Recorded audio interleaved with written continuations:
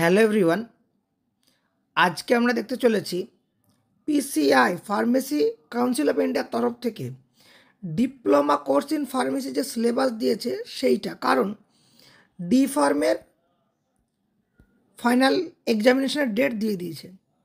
এখানে প্রশ্ন pass mark কততে এবং তার সঙ্গে সঙ্গে কি করে সেই পাস মার্কটা আমরা সহজে তুলতে পারবো, ও তার সাথে সাথে ফাইনাল যে এক্সাম হবে সেখানে কোশ্চেনের প্যাটার্ন কেমন কি হবে, সেই সমস্ত কিছু আজকের ভিডিওতে আলোচনা হবে। So welcome to pharmacy Tanim channel, another update for diploma in pharmacy. আমি ফার্মাসি তানিম বিস্তারিত আলোচনা করতে চলেছি সেগুলি নিয়ে। সো এখানে তোমরা যেটা দেখতে পাচ্ছ, পিসিআইয়ের তরফ থেকে একটা 23শে সেপ্টেম্বর 2021 মানে নতুন সিলেবাস আসার পরে এইটা দেওয়া হয়েছে, syllabus for diploma in pharmacy. এটাতে বিস্তারিত আমরা দেখার চেষ্টা করি। এই যে এই জায়গাটায় with the reference and other dates সমস্ত কিছু দেওয়া আছে। ডিপ্লোমার 3টা পার্ট হয়, part 1, part 2 and part 3। Part 1 মানে ফার্স্ট ইয়ার, পার্ট 2 মানে হচ্ছে সেকেন্ড ইয়ার, পার্ট 3 মানে ট্রেনিংটা 3 মাসের যে বা 90 দিন বলি বা 500 ঘন্টা, হ্যাঁ এই যে ট্রেনিংটা। এখন প্রশ্নচিহ্ন হলো এর পরের গল্প। এখন আমরা যদি দেখি ডিপ্লোমা ইন ফার্মেসি টোটাল 5খানা সাবজেক্ট, থিওরি 5টা, প্র্যাকটিক্যাল 5টা, মানে 10টা পরীক্ষা হবে, মানে 1000 নাম্বারের তোমাদের পরীক্ষা হবে। থিওরিতে 100 আছে, প্র্যাকটিক্যালে 100 আছে, 5টা।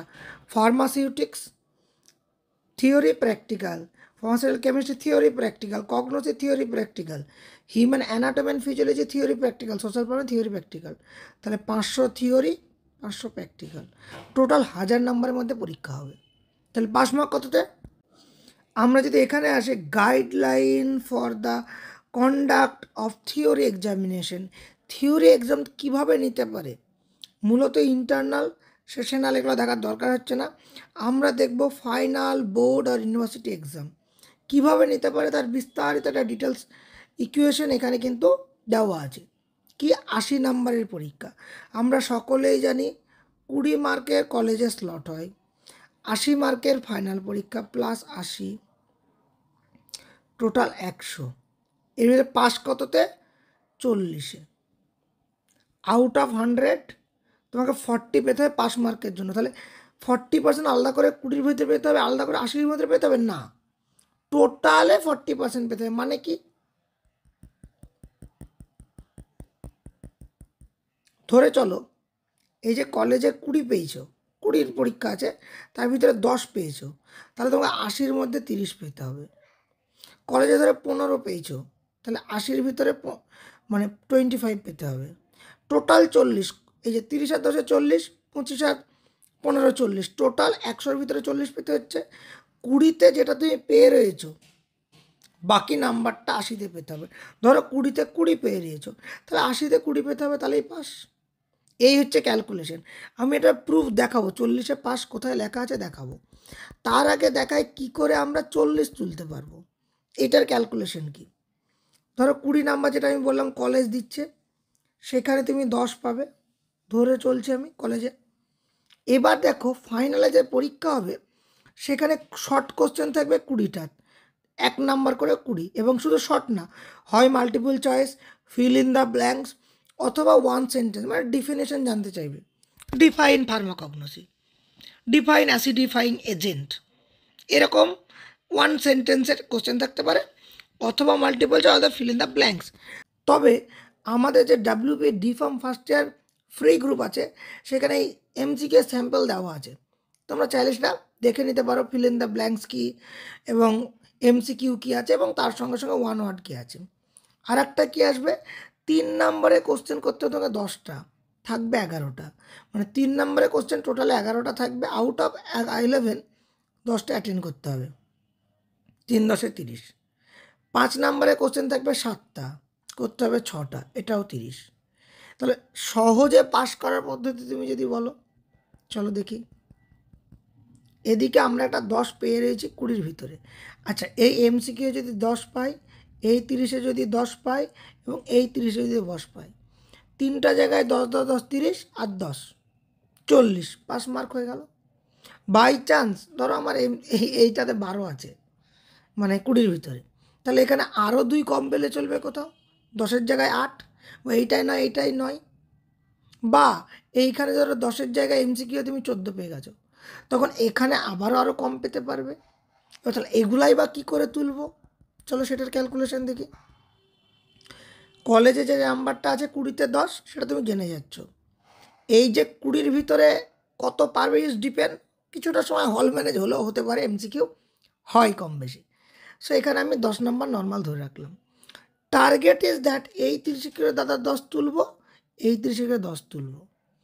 চলো আমার কথা, 10খানা কোশ্চেন আছে, আমরা যদি 5খানা কোশ্চেন 2 পাওয়ার মতন লিখি তাহলে তো 10 গড়ে, কারণ 5টা কোশ্চেন অ্যাটেন্ড করেছি হয়তো আমি, 5টা থেকে 6টা, কোনোটায় 3-এ 2.5 পেলাম, কোনোটায় 1 পেলাম, কোনোটায় 2 পেলাম, গড়ে যদি 5 থেকে 6টা কোশ্চেন আমি অ্যাটেন্ড করি, ইজিলি আমরা 10 স্কোর করতে পারবো। সেমভাবে 5 নাম্বারে কোশ্চেন থাকছে তোমার কাছে 6টা, তাহলে 5 নাম্বারে যে তোমার কাছে 6টা কোশ্চেন থাকছে, তাই তর্কের খাতিরে আমি ধরলাম আমি 4খানা অ্যাটেন্ড করতে পেরেছি এবং 3 করে পাবো, তাহলে 3-4-এ 12, যদিও 12 তোমার লাগে না, তোমার 10 লাগে। তা ঠিক এইভাবে ক্যালকুলেশন করলে কিন্তু খুব সহজে আমরা পাস মার্কটা তুলতে হয়। পাস মার্ক কত? Pass mark 40। কোথা থেকে বলছে, এটা গাইডলাইন কোথায় সেটাও দেখিয়ে দিচ্ছি। ডিপ্লোমা ইন ফার্মেসির ফার্স্ট ইয়ার তো পরীক্ষা হয়নি, সেকেন্ড ইয়ারের রেজাল্ট হয়ে গেছে। এই যে যারা জিলেট দিয়ে আবার মানে বি ফার্মে অ্যাডমিশন নিয়ে নিয়েছে, 6 সেপ্টেম্বর 2024 রেজাল্ট। এখানে দেখো তো, ফার্মাকোলজি সেকেন্ড ইয়ার সাবজেক্ট সব 100-র ভিতরে 40-এ পাস। এখানে কোথাও লেখা আছে 80-তে কত আর 20-তে কত, টোটাল লেখা আছে 100-র ভিতরে কত পেয়েছো। তো টোটাল তোমাকে 100-র ভিতরেই পাস করতে হবে। 20-র ভিতরে 20 পেলে 80-তে 20 পেতে হবে। যদিও 20-তে 20 পেলে 80-তে সে টেনশন মানে পাস করার টেনশন করবে, এটা আবার হাস্যকর ব্যাপার। কিন্তু 20-তে যদি 20 পায়, 80-তে 20 পেতে হবে। কেন? এই যে পাস মার্ক 40 40 40 40 40 100-র ভিতরে। এখানে কিন্তু আলাদা করে লেখা নেই যে 80-র ভিতরে পাস এত, 20-র ভিতরে। দেখবে এইচএসের ইয়েতে মার্কশিটে লেখা থাকে প্র্যাকটিক্যাল বা থিওরি বা ভাইভা এরকম করে অপশন দেওয়া থাকে, প্র্যাকটিক্যাল অ্যান্ড থিওরি বলে আলাদা করে। কিন্তু এই জায়গাটায় দেখো আমাদের প্র্যাকটিক্যাল পুরো সেপারেট। প্র্যাকটিক্যালেও 40-এ পাস, এটা তো কলেজ থেকে আশা করছো মোটামুটি সবাই পাস করে যাবে। প্রবলেম হবে থিওরিতে, যে থিওরিতে আমাকে 40-এ পাস 100-র ভিতরে।